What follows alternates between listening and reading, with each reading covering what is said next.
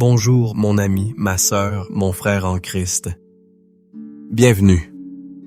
Je vous accueille non pas dans un simple espace virtuel, mais dans un sanctuaire, un lieu mis à part pour une rencontre divine. Si vous avez cliqué sur cette vidéo, sachez que ce n'est pas un hasard. C'est une invitation de l'Esprit Saint, un rendez-vous fixé de toute éternité pour vous, ici et maintenant.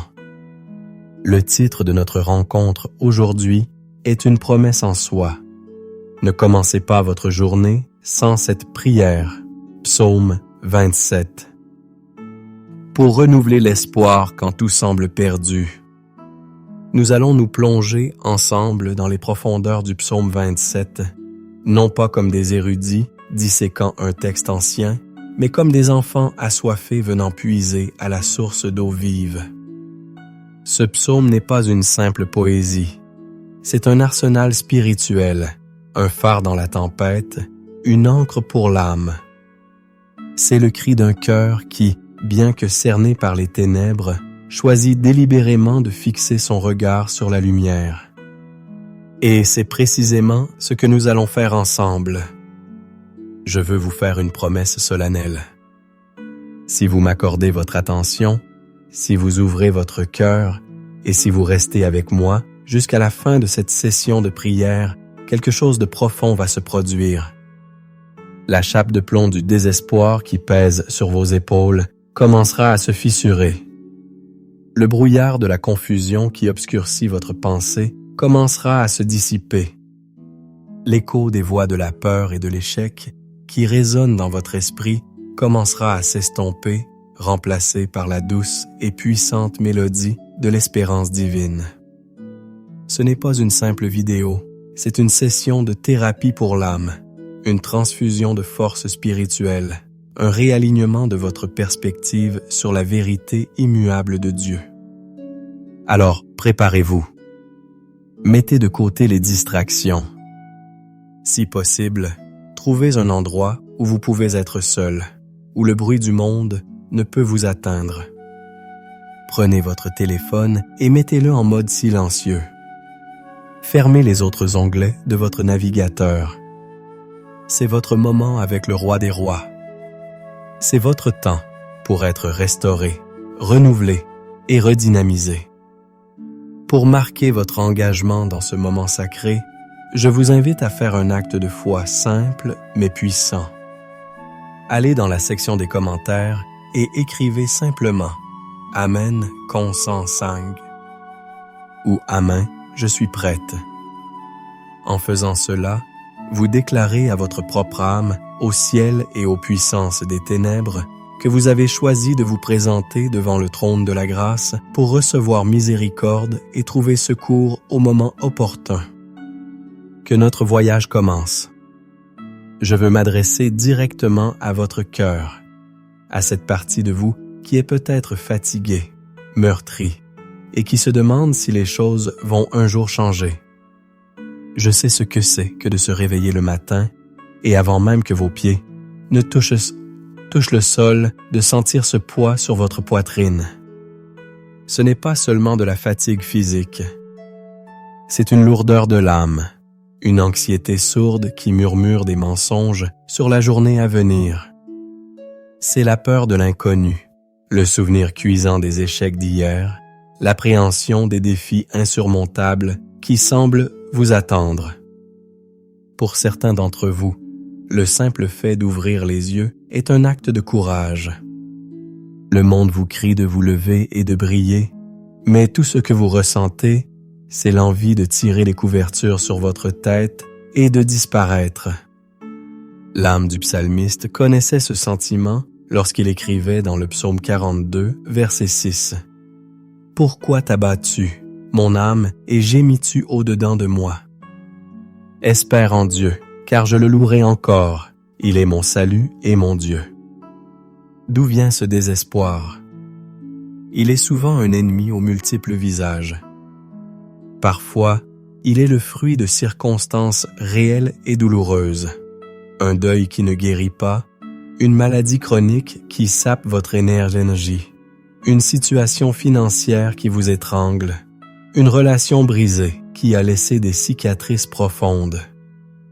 Vous avez prié, vous avez jeûné, vous avez cru, et pourtant, la montagne est toujours là.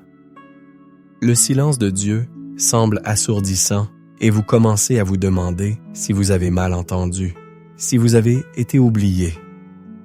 D'autres fois, la source est plus insidieuse. C'est le poison de la comparaison. Vous faites défiler les réseaux sociaux et vous êtes bombardé par les images de vie apparemment parfaites. Des succès professionnels, des familles heureuses, des corps parfaits, des vacances de rêve. Et chaque image est une flèche qui atteint votre cœur, vous rappelant tout ce que vous n'êtes pas, tout ce que vous n'avez pas. Vous vous comparez et vous vous condamnez, oubliant que vous ne comparez que votre réalité brute aux moments forts soigneusement mis en scène des autres. Cette tyrannie de la perfection illusoire est un voleur d'espérance, vous laissant un sentiment d'inadéquation et de solitude. Pour d'autres encore, le désespoir est un héritage. Il vient des paroles qui ont été prononcées sur vous dans votre enfance. Tu n'es pas assez intelligent. Tu n'y arriveras jamais. Tu es comme ton père, ta mère. Ces paroles, comme des graines empoisonnées, ont pris racine dans le sol de votre jeune cœur et sont devenues des forteresses de pensée, des scripts internes qui dictent vos réactions et sabotent votre potentiel. Vous luttez non pas contre une réalité présente, mais contre les fantômes d'un passé qui refuse de mourir. Chaque échec semble confirmer ces mensonges et chaque succès est accueilli avec suspicion, comme s'il était une imposture qui sera bientôt démasquée. Et puis, il y a l'épuisement, le simple et pur burn-out. Vous avez trop donné, trop longtemps, au travail, dans votre famille, à l'église. Vous avez porté les fardeaux des autres. Vous avez dit oui quand vous auriez dû dire non. Et maintenant, votre réservoir est à sec. Votre âme, comme le dit le psaume 131, verset 2, n'est plus calme et tranquille, comme un enfant sevré qui est auprès de sa mère. Elle est agitée, irritée et incapable de trouver le repos. Vous avez l'impression de fonctionner en pilote automatique, le sourire aux lèvres mais le cœur en miettes, espérant simplement survivre à une autre journée. Peut-être que votre situation est une combinaison de tout cela.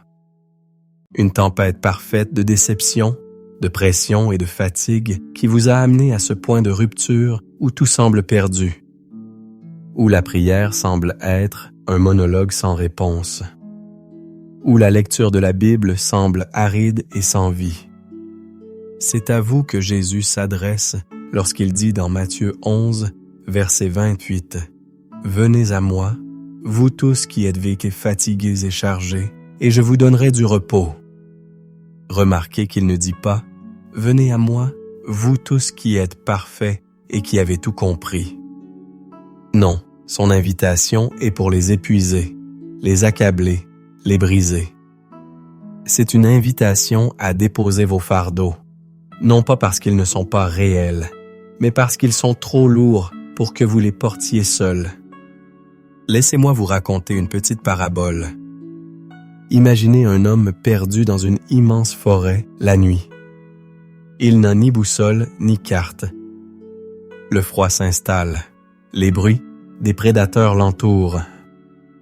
Il a marché pendant des heures, trébuchant sur des racines, griffé par des branches. L'épuisement le gagne, et avec lui, le désespoir. Il s'assied contre un arbre, prêt à abandonner. Chaque direction semble identique. Chaque chemin mène à plus d'obscurité. C'est l'image de l'âme quand tout semble perdu. Mais soudain, au loin, il aperçoit une faible lueur. C'est à peine perceptible, mais c'est là. C'est une lumière. Immédiatement, l'espoir renaît. Il ne sait pas ce qu'est cette lumière.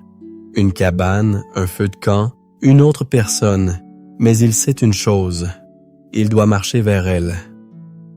Cette lumière ne supprime pas instantanément la forêt, le froid ou les dangers, mais elle lui donne une direction, un but et la force de faire un pas de plus. Aujourd'hui, le psaume 27 est cette lumière dans votre forêt obscure. Il ne promet pas que tous vos problèmes disparaîtront en un instant, mais il vous donne une direction, un point de focalisation, une vérité à laquelle vous accrochez qui vous donnera la force de continuer à avancer, un pas après l'autre, jusqu'à ce que l'aube se lève dans votre vie. Dieu voit votre épuisement. Il connaît chaque larme que vous avez versée en secret. Il a entendu chaque prière murmurée dans l'angoisse. Et sa réponse pour vous ce matin est contenue dans ce puissant psaume. Il est temps de découvrir la solution divine à la nuit de votre âme. Pour véritablement saisir la puissance de renouvellement d'espérance contenue dans le psaume 27, nous devons le disséquer avec soin, non pas avec un scalpel froid, mais avec un cœur ouvert et un esprit avide de révélation.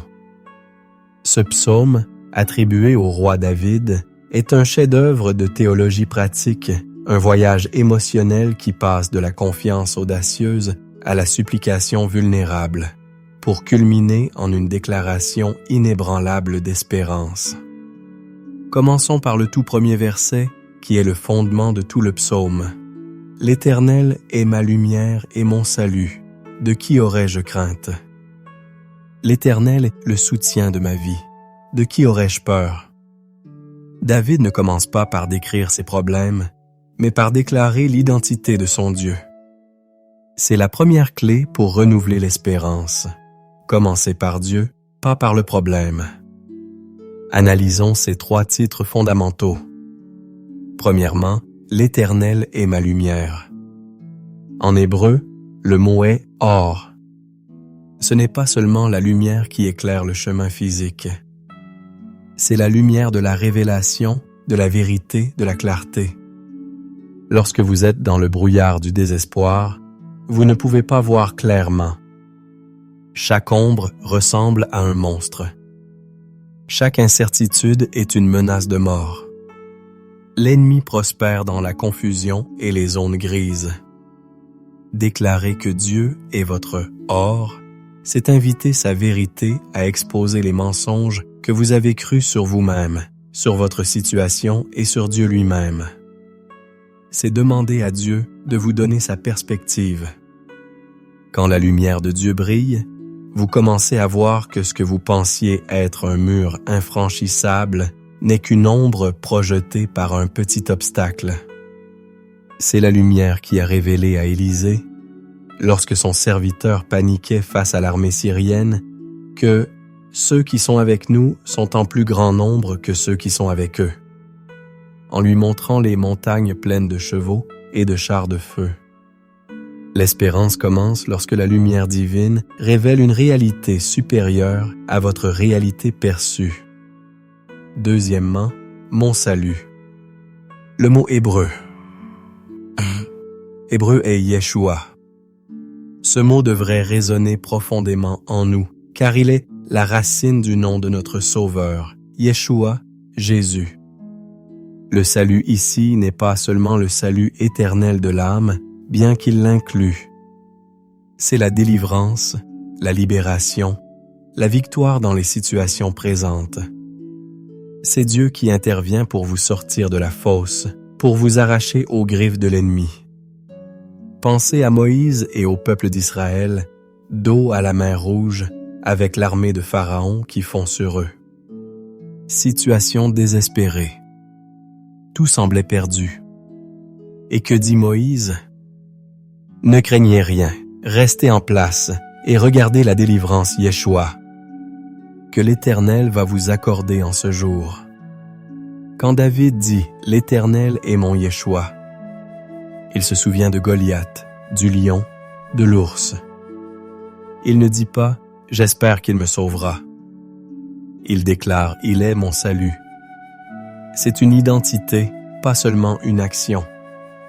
Quand le désespoir vous dit que vous êtes piégé, l'espérance répond « Mon Dieu est la sortie. Il est mon Yeshua. Troisièmement, le soutien de ma vie. En hébreu, Maoz. Ce mot est encore plus puissant qu'il n'y paraît. Il ne signifie pas seulement soutien, comme une béquille. Il signifiait forteresse, citadelle, bastion. C'est une image militaire. C'est l'endroit où vous vous réfugiez lorsque l'ennemi attaque, un lieu fortifié imprenable. Votre vie n'est pas simplement soutenue, elle est fortifiée par Dieu. Cela signifie que même lorsque les attaques viennent, et les versets 2 et 3 confirment qu'elles viendront, quand des méchants s'avancent contre moi, quand une armée se camperait contre moi, vous êtes en sécurité à l'intérieur de votre Maoz. L'ennemi peut crier, tirer des flèches, mais il ne peut pas pénétrer la forteresse de la présence de Dieu. C'est pourquoi David peut dire « Mon cœur n'aurait aucune crainte ». Sa confiance n'est pas dans l'absence d'ennemis, mais dans la solidité de sa forteresse. Appliquez cela à votre vie. Votre Maoz peut être votre routine de prière matinale, votre refuge dans la parole, votre communauté d'église. C'est l'endroit intentionnel où vous vous placez sous la protection de Dieu. Cette trinité de sécurité, lumière, salut, forteresse, est la base sur laquelle l'espérance est construite. Mais David va plus loin. Au verset 4, il révèle le désir le plus profond de son cœur, la clé pour maintenir cette espérance vivante. Je demande à l'Éternel une chose que je désire ardemment. Je voudrais habiter Shakan, dans la maison de l'Éternel tous les jours de ma vie, pour contempler sa magnificence Chesed et pour admirer son temple. Le mot « habiter ». Chacun est crucial. C'est la racine du mot « Shekinah » qui décrit la gloire habitante de Dieu. David ne demande pas une visite occasionnelle le dimanche. Il désire une cohabitation permanente, une intimité ininterrompue avec Dieu. C'est le secret pour vaincre le désespoir chronique. Le désespoir s'installe lorsque nous nous sentons déconnectés de Dieu, lorsque nous vivons dans la conscience de nos problèmes plutôt que dans la conscience de sa présence.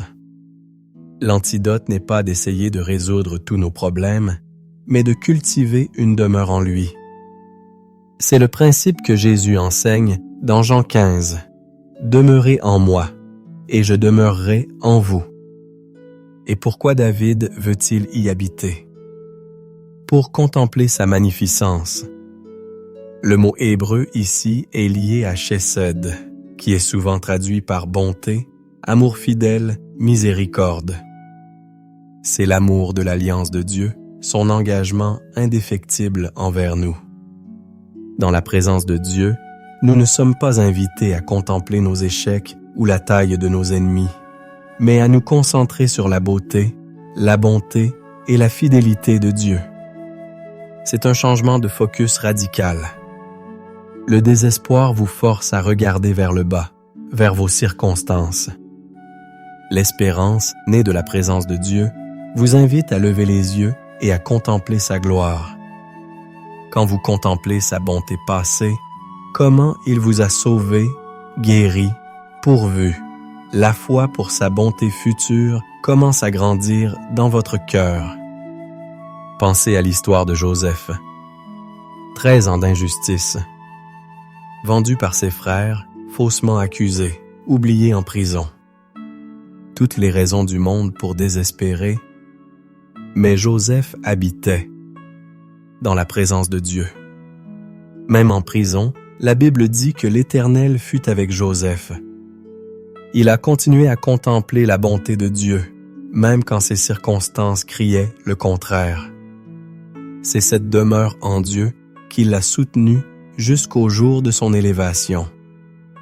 Votre prison actuelle, qu'elle soit émotionnelle, financière ou relationnelle, ne peut pas vous séparer de la présence de Dieu.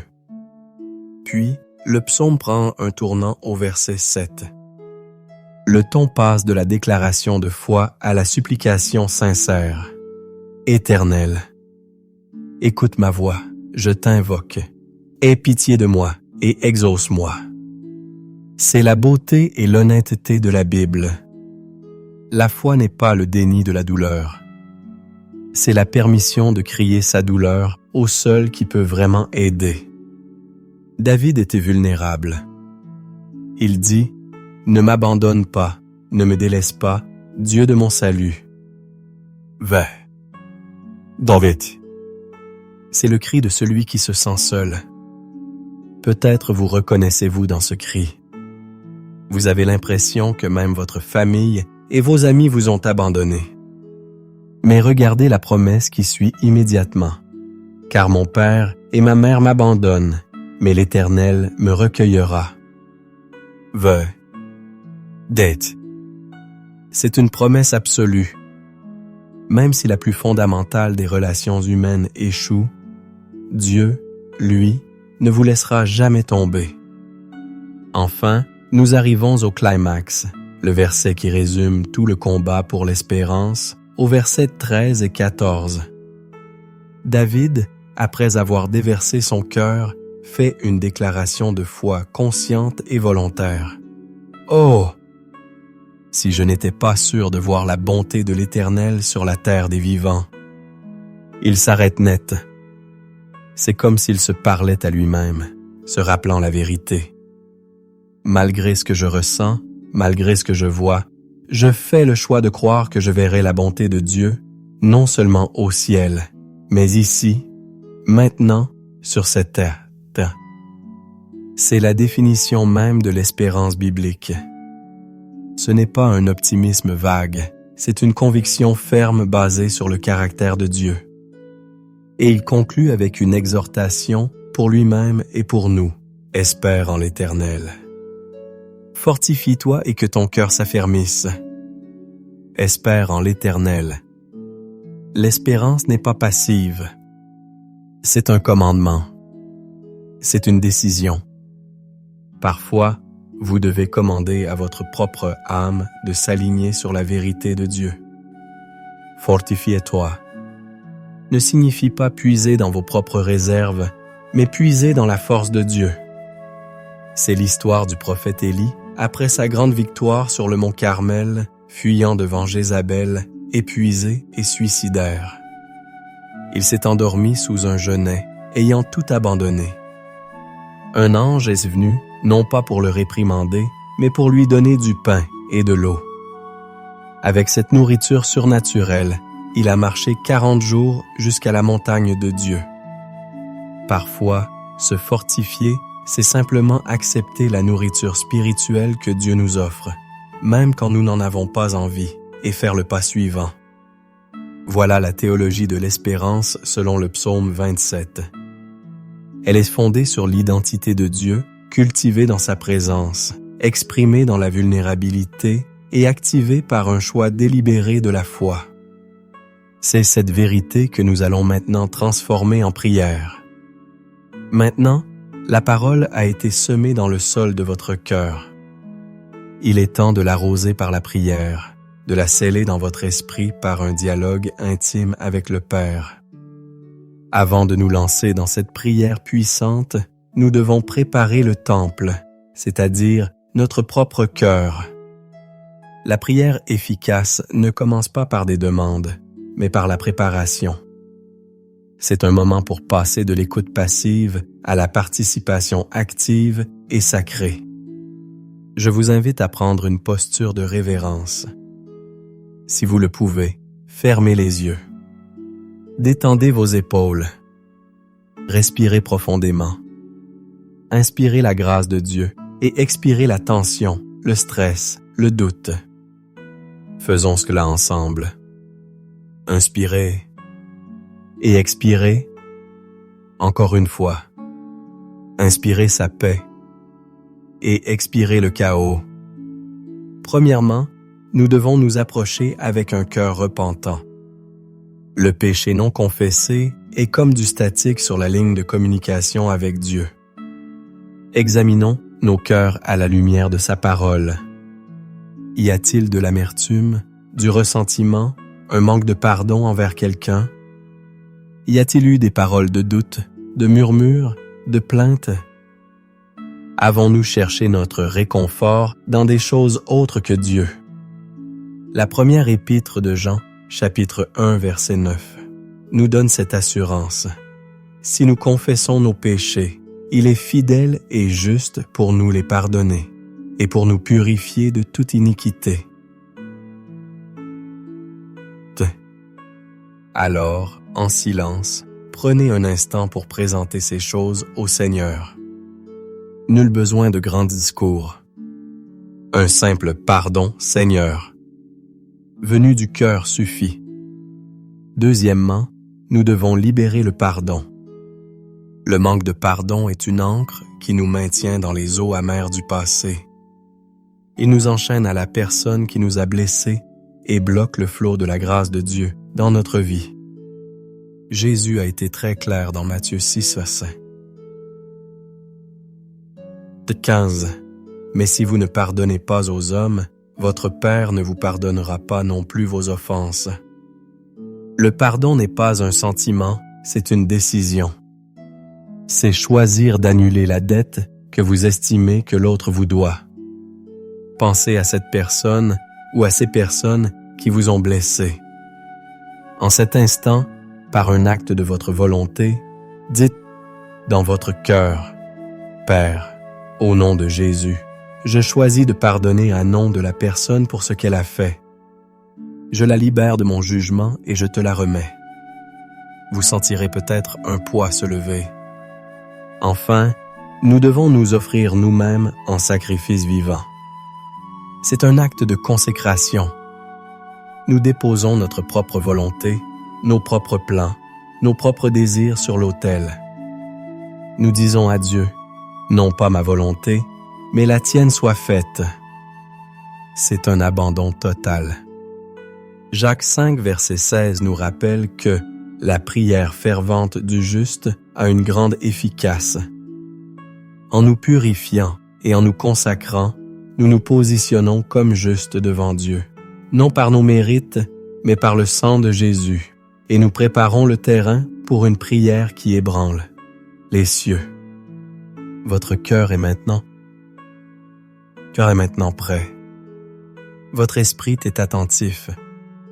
Vous êtes dans le lieu saint. Entrons maintenant avec assurance dans la salle du trône pour prier avec l'autorité et la ferveur inspirée par le psaume 27. Prions ensemble. Père céleste, Dieu tout-puissant, Créateur du ciel et de la terre, nous nous approchons de ton trône de grâce avec humilité et une sainte audace, non pas en vertu de notre propre justice, mais couverts par le sang précieux de ton Fils, Jésus-Christ. En cet instant, nous choisissons de détourner nos regards de nos problèmes, de nos peurs et de notre désespoir pour les fixer sur toi et toi seul. Nous nous joignons au cœur de David et nous te louons pour qui tu es. Tu es notre lumière, notre or. Toi qui as dit que la lumière soit. Et la lumière fut, nous te prions de parler dans nos ténèbres personnelles et de commander à la lumière de briller. Tu es la lumière qui expose les mensonges, qui révèle le chemin, qui dissipe la confusion. Tu es la lumière du monde, et en toi, il n'y a point de ténèbres. Nous t'adorons, notre lumière. Nous te bénissons, car tu es notre salut, notre Yeshua. Tu es le Dieu qui fend les mers rouges, qui fait tomber les murailles de Jéricho, qui ferme la gueule des lions. Tu es celui qui nous a sauvés de la condamnation du péché et de la puissance de la mort par le sacrifice de Jésus. Mais tu es aussi notre salut aujourd'hui, dans cette situation qui nous semble sans issue. Tu es notre libérateur, notre rédempteur, notre champion. Avant même que nous ne voyions la solution, nous te louons, car tu es la solution. Nous t'adorons, notre salut. Nous t'exaltons, car tu es le soutien de notre vie, notre forteresse, notre Maoz. Tu es notre abri sûr, notre refuge dans la tempête, notre citadelle imprenable. Quand les armées de l'anxiété, de la maladie, du manque et de la peur se campent contre nous, nous courons nous réfugier en toi. Tes bras éternels sont sous nous. Ton nom est une tour forte où le juste se réfugie et se trouve en sûreté. Tu es le rocher des siècles, immuable, inébranlable. Nous nous cachons en toi et nous trouvons la paix. Nous t'adorons, notre forteresse. Père, nous venons maintenant devant toi avec un cœur honnête et repentant.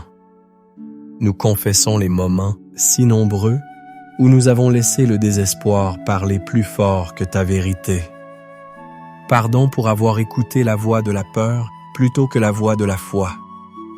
Pardon pour avoir fixé nos regards sur la hauteur des vagues plutôt que sur toi qui marches sur les eaux.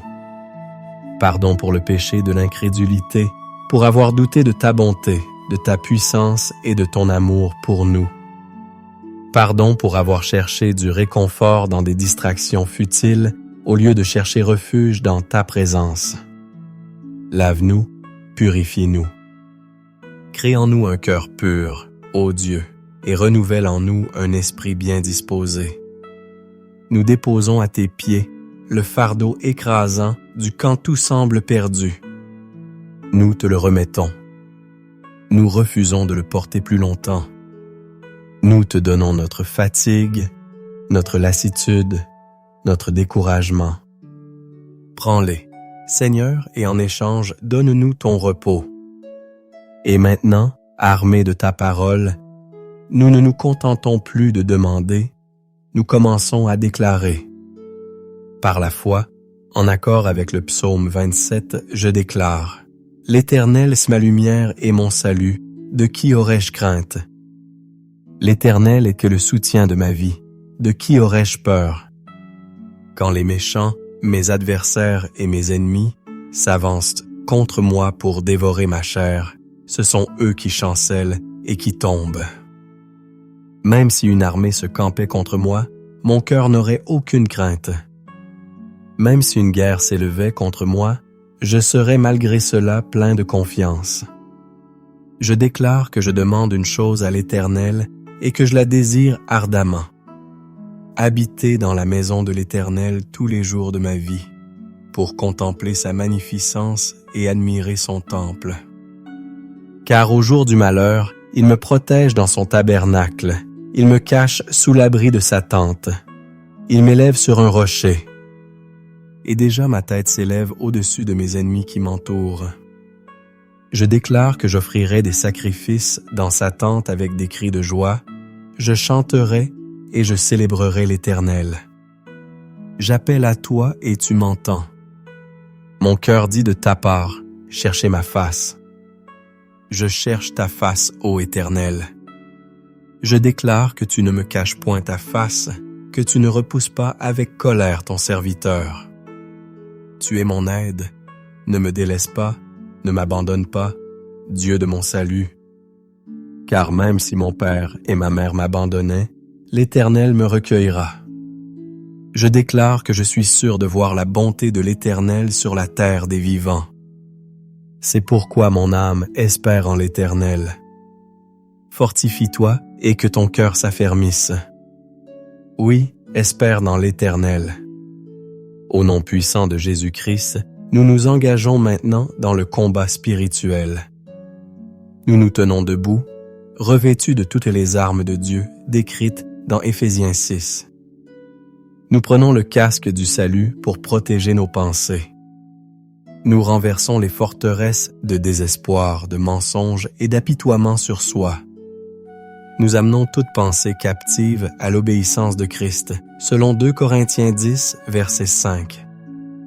Toute parole de malédiction, prononcée par d'autres ou par nous-mêmes, qui a semé le désespoir dans nos vies, nous la déclarons nulle et sans effet par le sang de Jésus. Nous brisons tout pacte inconscient que nous avons fait avec un esprit de dépression, de peur ou de résignation. Nous prenons le bouclier de la foi pour éteindre tous les traits enflammés du malin. Ces pensées soudaines et accusatrices qui cherchent à nous faire douter de l'amour de Dieu. Et nous déclarons la promesse d'Ésaïe 54, verset 17. Toute arme forgée contre toi sera sans effet, et toute langue qui s'élèvera en justice contre toi, tu la condamneras. Nous condamnons maintenant la langue du désespoir et nous lui ordonnons de se taire, au nom de Jésus. Et maintenant, Père, alors que la maison a été balayée et nettoyée par ta parole et par notre repentance, nous te prions, Saint-Esprit, de venir la remplir. Viens, Esprit de Dieu, et remplis chaque recoin de notre être. Là où il y avait du désespoir, sème une espérance vivante. Là où il y avait de l'anxiété, déverse une paix qui surpasse toute intelligence. Là où il y avait de la confusion, apporte ta lumière et ta clarté. Là où il y avait de la faiblesse, renouvelle notre force comme celle des aigles. Restaure notre âme. Guéris nos émotions blessées. Oint notre esprit d'une huile de joie à la place du deuil, d'un vêtement de louange à la place d'un esprit abattu. Nous nous ouvrons à toi maintenant. Remplis-nous à déborder, afin que de notre sein coulent des fleuves d'eau vive, pour ta seule gloire. Au nom de Jésus. Amen. Et maintenant, dans le sillage de cette prière, je vous invite au silence. Ne vous précipitez pas pour remplir ce vide. C'est un vide sacré. La prière n'est pas un monologue, c'est un dialogue. Nous avons parlé, il est temps d'écouter. Prenez une profonde inspiration et en expirant, relâchez tout effort. Soyez simplement là, présent, dans sa présence. Attentif. Parle, Seigneur, ton serviteur écoute. Qu'est-ce que le Père murmure à votre cœur en ce moment?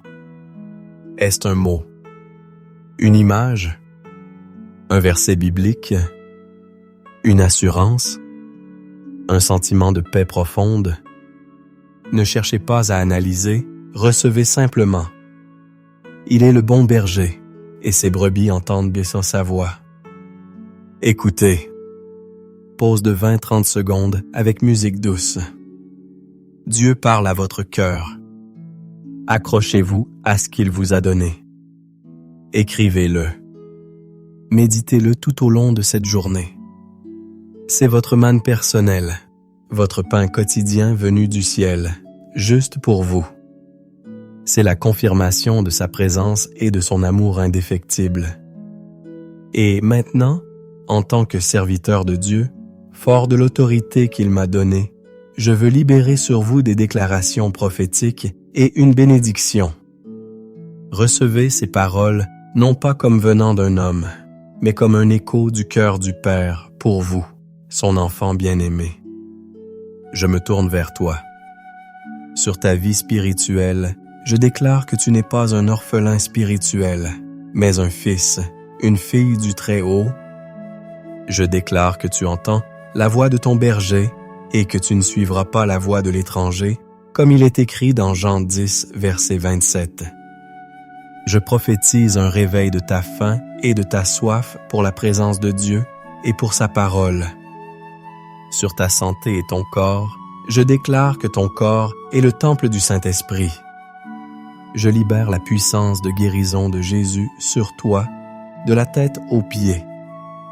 Je parle à chaque cellule, chaque organe, chaque système de ton corps, et je leur ordonne de s'aligner sur la perfection divine. Je déclare sur toi la promesse d'Ésaïe 53, verset 5. C'est par ces meurtrissures que nous sommes guéris. Reçois la guérison maintenant. Sur tes finances, je déclare que la mentalité de pauvreté et de manque est brisée. Au nom de Jésus.